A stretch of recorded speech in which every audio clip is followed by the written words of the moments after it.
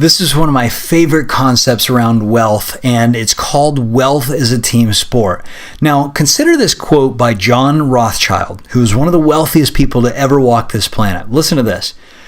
People who spend a week choosing a furniture refinisher will sign up at the first financial planner who calls. People who circle junkyards for matching hubcaps will buy mutual funds without ever reading the prospectus. People who check the expiration date on cottage cheese wouldn't think of investigating the backgrounds of their brokers. They know next to nothing about whether the broker has made or lost money for clients, whether he's been reprimanded or sued, or how long he's been in the investment business. Let me ask you a question. Do you find this to be true?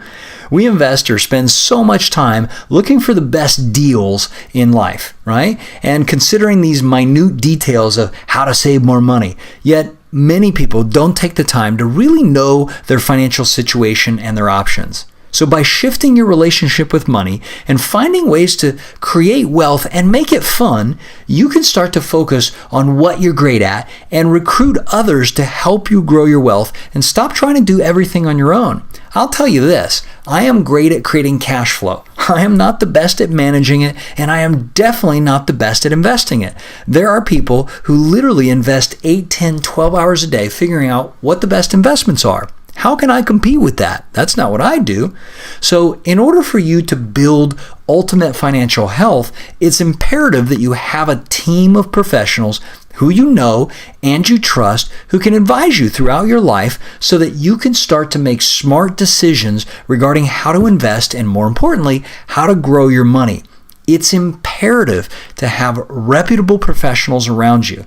These professionals can support you in truly having what I call the home court advantage. If you don't have that, I promise you, you're going to struggle. So the question is really simple then. What are the qualities that you want to look for in the people who are going to become a part of your wealth team? In my experience, they should include some of these kind of following things, and don't waver on these qualities. If you do, you may end up finding yourself in a very uncomfortable position and having a very rude awakening on the financial field. So, number one, look for somebody who's competent. Are they qualified? Do they have a proven track record? All right. You may love this person. You may think they're the greatest thing since sliced bread. But if they aren't qualified, if they don't have a proven track record, I don't care how much you like them. They're not going to create wealth for you. Number two, are they loyal to you? In other words, do they have your best interests in mind? Do they live in integrity? In other words, do they follow through on the things they say they're going to do? It's amazing to me how many people will hire somebody who constantly misses appointments or is late for deadlines, and they expect those people to take care of their finances? No way, not a chance. Number three, or number four actually, is to be positive, upbeat, and inspiring.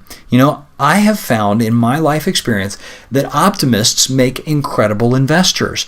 Now, it's not always the case. Sometimes the pessimist can hedge the markets. But in my experience, people who are positive are great at dealing with people, and they're great at identifying opportunities. All right?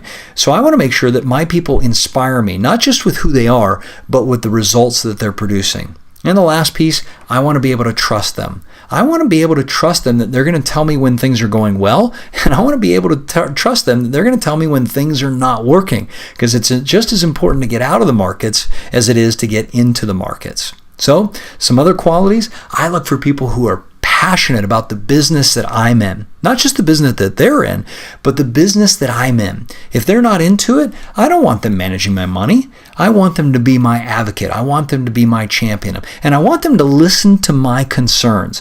If I've got issues that are coming up in my life, if I've got big investments that I need to make in education for family members, or I've got something that I want to invest in like real estate or acquiring more companies, they need to listen to my thoughts, they need to listen to my concerns, and they need to be able to help me find solutions, not just to my investment challenges, but also to my business, right?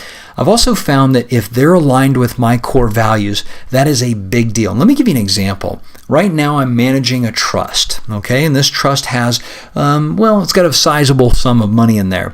And I've got an investor who's worked with me on this for almost a decade.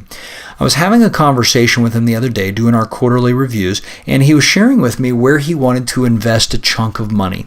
And he started explaining to me that energy and oil was going to be a great investment based on his synopsis and his research. And I started diving a little deeper into it, and it made great financial sense. But I asked him a question. I said, that return that you're looking to get me, which was around 9.5% to 12%, I said, that return that you're looking to get us, is it possible to get that same return by investing in sustainable energy, by investing in something that isn't going to pollute the environment?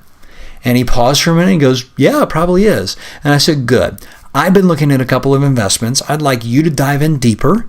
I want you to come back and tell me what you think of these investments, because I am in alignment. In other words, it's in alignment with my values to invest in things that are sustainable. Especially as chairman of the U.S. Green Chamber of Commerce, it's pretty important for my money to follow my values.